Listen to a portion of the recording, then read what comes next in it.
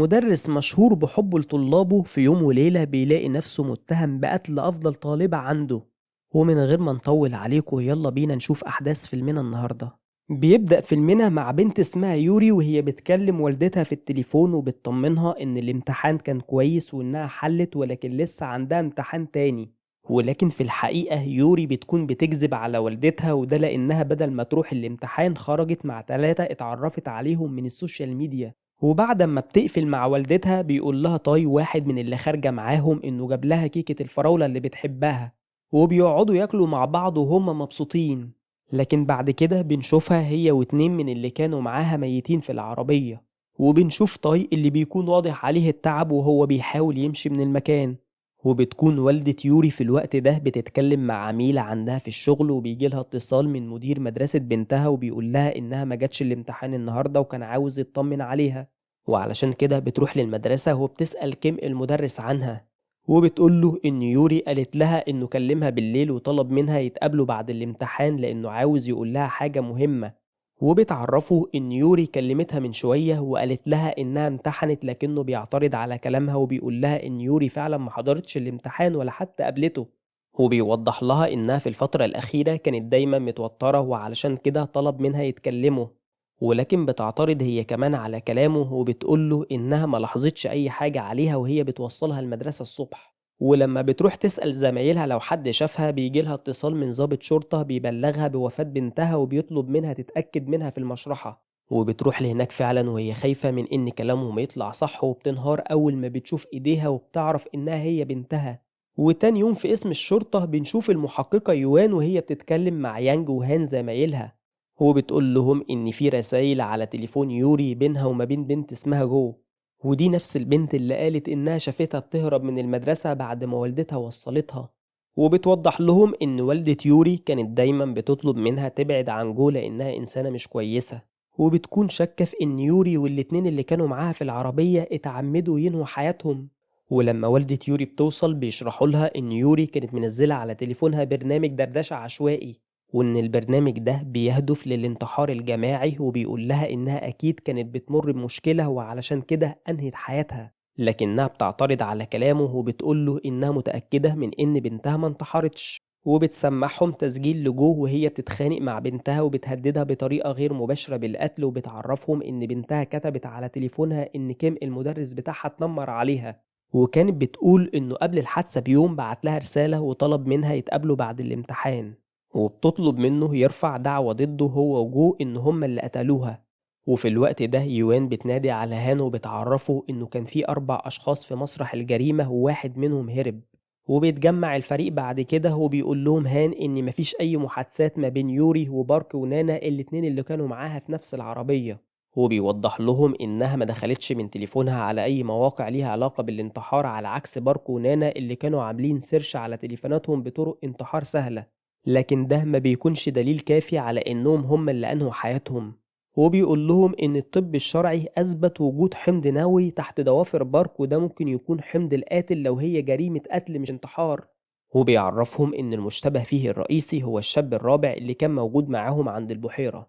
ولما بيحققوا مع موظف الكافيه اللي جنب البحيرة اللي حصلت عندها الحادثة بيقول لهم إن في شاب قبلها اشترى منه 4 كوبايات قهوة وكان معاه تورتة. ولما سأله هو هيحتفل بعيد ميلاد حد ضحك ومردش عليه. وبعد كده بيبدأ يوصف لهم شكله والصورة النهائية ما بيكونش فيها أي شبه مع بارك، فبيتأكدوا من إنه هو الشخص اللي بيدوروا عليه، وخصوصا لما بيعرفوا إنه دفع لصاحب المحل حساب القهوة من بطاقة مسجلة باسم بارك. وبعد ما بيتحروا عنه بيعرفوا إنه اسمه تاي وعنده 28 سنة وعاطل عن العمل، وبيستنتج يانج إنه ممكن يكون هو اللي خنقهم باستخدام دخان الفحم اللي كان موجود في العربية. وفي الوقت ده بتقول لهم يوان إن البحيرة فيها أكتر من مخرج ومش هيقدروا يلاقوا أي أدلة تفيدهم هناك، وبتعرفهم إنها تبدأ في مراقبة جو. وبعد كده بتروح تسأل عن يوري في المدرسة، وهناك كل الطلبة والمدرسين بيقولوا إنها استحالة تكون انتحرت لأنها طالبة مجتهدة جدا وكانت متفائلة وبتشجع زمايلها. ولما بتسأل عن جو لو كانت متنمرة أغلب الطلاب بينفوا كلامها وبيقولوا إن مفيش تنمر في المدرسة غير إن جو على وشك إنها تكون أيدول مشهور، وبيقولوا إنها مش هتخاطر بسمعتها وتتنمر على حد. ولما بيتحقق معاها بتقول إن سبب الرسالة اللي بعتتها لها هو إنها خبطتها بالكورة بالغلط، وبسبب ده المدير استدعاها للمكتب بتهمة العنف المدرسي. وكان كل المدرسين واقفين مع يوري، ومن ضمنهم كيم اللي كان متضايق جدا من اللي حصل وهي كانت غيرانة منها، وعلشان كده بعتت لها الرسالة دي لكنها ما قتلتهاش. ولما بيتحقق مع كيم وبيعرفوا هان بخصوص إن والدتها اتهمته بإنه اتنمر على يوري، بينفي كلامه وبيحكي له إنه في يوم يوري جات له المكتب علشان تديله أوراق، وإنه هي خارجة وقع منها أدوية اكتئاب، ولما راح اداها قالت له إنها بتاعت والدتها وهي أخدتها بالغلط بدل ما تاخد الأدوية بتاعتها، وطلبت منه ما يعرفش والدتها. وسط كلامهم قال لها إنه كان واثق في إن الأدوية مش هتطلع بتاعتها لأن طالبة مثالية زيها مش هتتصاب بالاكتئاب. ووقتها هي اتضايقت جدا لكنه معرفش السبب. وفي نفس اليوم كان رايح يقابل عيلته في المطعم، وقابلها هناك بالصدفة هي وعيلتها وسلم عليها ومشي، لكنه كان ملاحظ حزنها وعلشان كده بعت لها رسالة وطلب منها يتقابلوا تاني يوم.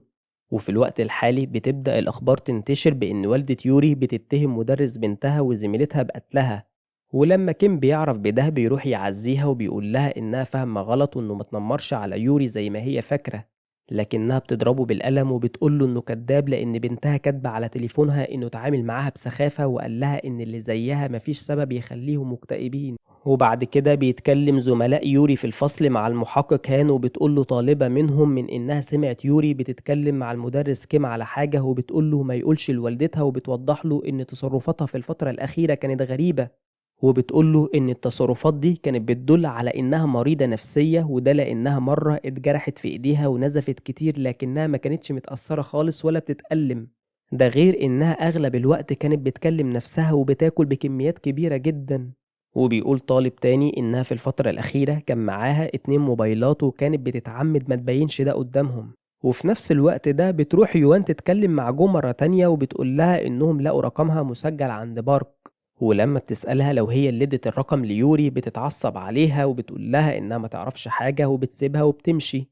وبيروح هان مع يانج البيت يوري وبيطلبوا من والدتها يفتشوا أوضتها على أمل إنهم يلاقوا التليفون ويلاقوا عليه حاجة تساعدهم، وبتكون رافضة في البداية وبتقول لهم إن بنتها مثالية وإنها استحالة تكذب وتشتري تليفون من غير ما تقول لها، لكن في النهاية بتضطر إنها توافق على التفتيش. وما بيلاقوش أي حاجة في الأوضة، لكن قبل ما هان يخرج بيلاحظ ورقة جنب المكتب مرسوم عليها بتضرب بنتها، وبيكون مكتوب على الورقة إنها بقت طفلة مثالية زي ما هي عايزة لكنها لسه بتضربها. ولما بيتكلم يانج وهان مع والدة يوري قبل ما يمشوا وبيسألوها هي ازاي عرفت بخصوص الرسالة اللي جو بعتتها ليوري، بتقول لهم وهي متوترة إن حصل مزامنة ما بين تليفوناتهم بالغلط، لكنهم ما بيصدقوهاش وبيتهموها إنها كانت بتتصنت عليهم. وفعلا بتعترف إنها عملت كده لأنها خانت ثقتها فيها واتصاحبت على بنت فاشلة، وبتكون تقصد جو بكلامها، وده لأن هي ويوري اتصاحبوا لكنها بعدتهم عن بعض، وبيكون واضح من كلامها إنها كانت مهووسة بإن بنتها تكون مثالية في كل حاجة وهي اللي تتحكم فيها. وبنعرف بعد كده إن تاي اتقبض عليه، وفي التحقيق معاه بيعترف إن هو والضحايا ال3 اتعرفوا على بعض في جروب دردشة، وكان معاهم 2 تانيين وكلهم كانوا بيعانوا من مشاكل نفسية، وإنهم اتفقوا إنهم ينهوا حياتهم مع بعض وحددوا المكان اللي هيتجمعوا فيه، لكن في 2 منهم مجوش. وبيشرح لهم إنهم بعد كده دخلوا للعربية وقفلوا كل الأماكن اللي الهوا ممكن يدخل منها وولعوا فحم علشان يموتوا مخنوقين. وفعلا ده اللي حصل، وبدأوا يموتوا واحد ورا التاني وهو الوحيد اللي فضل عايش، وإن وقتها بدأ الخوف يتملك منه وعلشان كده خرج من العربية. وبيعترف إن يوري كان معاها تليفون تاني فعلا لكنها رمته في البحيرة. وبيقول إن يوري كانت بتكره والدتها وإنها قالت لهم إنها كانت عايزة تاخدها غصب عنها لصالون التجميل وتقص شعرها علشان توفر الوقت اللي بتغسله فيه وتستغله في المذاكرة. وبيقول لهم كمان إنه حياتها بتنتهي كانت مبسوطة وشايفة إنها تكون في مكان أحسن. ولما بيتكلم هان مع والدها وبيسأله لو يعرف إيه سبب انتحارها، بيقول له إن والدتها صعبة جدا وإنها كانت دايما بتضغط عليها هي وأخوها الصغير بخصوص الدراسة، وإنها ما كانتش مهتمة إنهم يقضوا وقت مع بعض كعيلة وشايفة إن ده تضييع وقت. وفي يوم يوري اتأخرت على الدرس بتاعها 5 دقايق، ولما رجعت للبيت والدتها اتعصبت عليها وبدأت تتهمها إنها بتتعمد تتأخر علشان تهمل دراستها. وفي اليوم ده فتشت شنطتها واكتشفت إنها بتاخد أدوية اكتئاب، وعرفت إن جو هي اللي كانت بتديها لها. ووقتها يوري انهارت وفضلت تترجاها تسامحها وما تروحش تتكلم مع جو، ووعدتها بإنها هتجيب درجات عالية في الامتحان الجاي. ووعدتها كمان إنها تبعد عن كل أصحابها اللي هي مش بتحبهم. لكن يوري ما قطعتش علاقتها بجو، وعلى العكس علاقتهم بقت أقوى، لأن جو هي كمان الفترة دي كانت بتمر باكتئاب بسبب وفاة والدها ووالدتها في يوم واحد. وفي يوم جو اديتها ولاعة هدية، ولما والدة يوري عرفت قبلت جو من غير ما يوري تعرف، وطلبت منها تبعد عن بنتها لأنها هتدمرها. وكان رد جو عليها بإنها هي اللي هتدمر بنتها بأنانيتها، وعلشان كده مراته اتعصبت عليها وضربتها بالقلم. وبيوضح له إنه لما يوري عرفت اتضايقت وسببت فوضى في البيت، ولما والدتها اتعصبت عليها طلبت منها تعتذر على اللي عملته، رفضت لأول مرة إنها تعتذر لها. وتاني يوم أخدها علشان يتعشوا مع بعض، وبالصدفة والدتها كانت موجودة في نفس المكان وانضمت ليهم، وكان ده قبل الحادثة ب 12 ساعة. وفي الوقت الحالي بيكون كين في مكتبه في المدرسة وبيفتكر كلام يوري وهي بتترجاه ما يقولش لوالدتها، وبيبدأ يشك في إنها كانت بتأذيها جسديا، وعلشان كده بيروح لقسم الشرطة وبيقول ليانج إن تصرفات والدتها غريبة والأفضل إنهم يحققوا معاها. لكنه بيرفض يساعده وبيقوله إن القضية اتقفلت خلاص على إنها قضية انتحار. ولما بتعرف والدة يوري إن تاي اتقبض عليه بتروح تتكلم معاه وبتتهمه إن هو اللي قتل بنتها، وبتكون رافضة تصدق إنها انتحرت. لكنه بيصدمها وبيقول لها إن يوري انتحرت علشان تخلص من تحكماتها، وإنه عارف كل حاجة كانت بتعملها فيها، زي إنها بتجبرها تاكل السمك وهي عندها حساسية منه، وده بيكون علشان عايزة معدل ذكائها يزيد.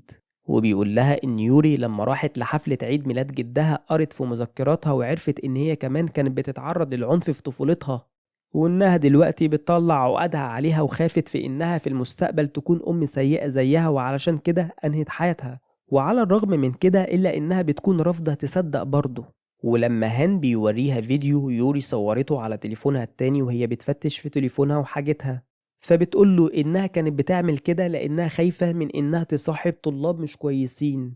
وبيكون رده عليها بإنه عارف إنها عملت كده من خوفها عليها، لكنها غلطت ودمرتها من غير ما تاخد بالها. وبيديها الرسمة اللي لقاها في أوضة يوري، وبيطلب منها تتغير عشان اللي حصل لبنتها ما يتكررش مع ابنها هو كمان. وعلى الرغم من إنها بتكون حزينة وندمانة إلا إنها ما بتبينش قدامه، وبتفضل متماسكة لحد ما بتخرج من المكان وبتنهار. وتاني يوم في المدرسة بيعرف كيم من زمايله إن جو قاعدة لوحدها في الفصل على الرغم من إن الطلاب كلهم مشيوا. ولما بيروح يتكلم معاها بتقوله إن على الرغم من إن صداقتها هي ويوري ما دامتش كتير، إلا إنها متضايقة من نفسها لأنها ما قدرتش تساعدها وتخلصها من تحكمات والدتها. وبتقوله إن القضية اتقفلت، لكن أخو يوري هيكون ضحية تانية لأنانية والدته، وإنه مش بعيد يتكرر معاه نفس اللي حصل مع أخته. وفي نفس الوقت ده بنشوف والدة يوري وهي بتجبر ابنها ياكل السمك، ولما بيرفض بتقوله إنه لازم ياكله علشان يكبر ويكون ذكي. لكنه بيتعصب وبيقول لها إنها عايزة تعمل فيه زي ما كانت بتعمل في أخته. ووقتها والدته بتنهاره وبتعتذر له وبتقوله هي ندمانة إنها ما كانتش تقصد إن كل ده يحصل. وفي الوقت ده كيم بيروح يتعشى مع عيلته، وهناك والده بيهينه قدام خطيبة أخوه وبيقوله إنه إنسان فاشل وإنه ندمان على كل الفلوس اللي صرفها عليه. وبيكون متضايق منه لأنه رفض يمسك شغله في الشركة وقرر يكون مدرس، وإنه في النهاية تم اتهامه إنه قتل طالبة عنده. وقتها كيم بينهار وبيقوله إنه كان عاوز يكون مدرس علشان يسمع مشاكل طلابه ويخليهم يحبوا نفسهم وما يقارنوش نفسهم بحد، لأنه عانى حياته كلها بسبب أنانيته، وإنه دايما بيفرق ما بينه وما بين أخوه وبيقارن ما بينهم. وبيقوله إنه مش هيسمح له يهينه بعد كده وبيسيبه وبيمشي. وبيكون منهار لأنه ما قدرش يلاحظ حزن يوري وما قدرش يساعدها. وبنشوف مشهد قديم لجوه وهي مع يوري في الكافيه وبتسألها عن أمنيتها، وبيكون ردها عليها بإنها تتمنى تتولد من جديد كأم لأمها علشان تعلمها إزاي تحب ولادها. ولحد هنا بيكون خلص فيلمنا النهاردة، وبنتعلم منه إن ساعات خوفنا الزيادة على اللي بنحبهم بيكون سجن هم بيتخنقوا جواه وإحنا مش عارفين. ولو عجبك الفيلم ما تنساش اللايك والشير وتفعل زر الجرس، وسيب لنا رأيك في الكومنتات وقول لنا إيه الأفلام اللي حابب إننا نلخصها لك.